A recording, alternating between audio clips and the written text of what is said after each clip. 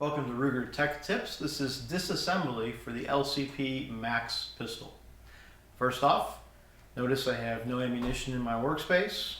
I'm going to put on my safety glasses, and I do have the manual nearby for reference.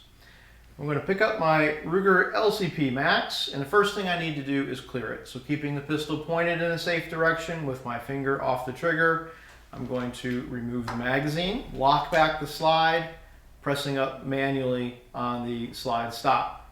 Now I can visually and physically verify that there's no ammunition.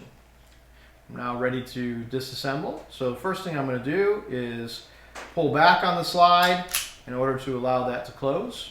And I'm going to pick up a non-marring tool. You can use a screwdriver. A lot of cleaning kits include a little brass tip screwdriver just for things like that. And I'm going to get underneath this takedown pin and just very gently pry it up a little bit. Now I can remove that with my finger. I'm going to set it aside here where I won't lose it.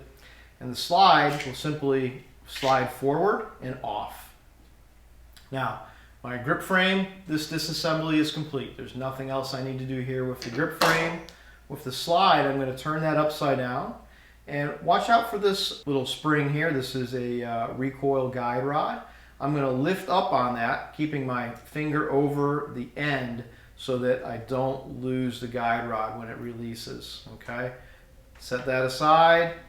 I can press up on and remove the barrel like so.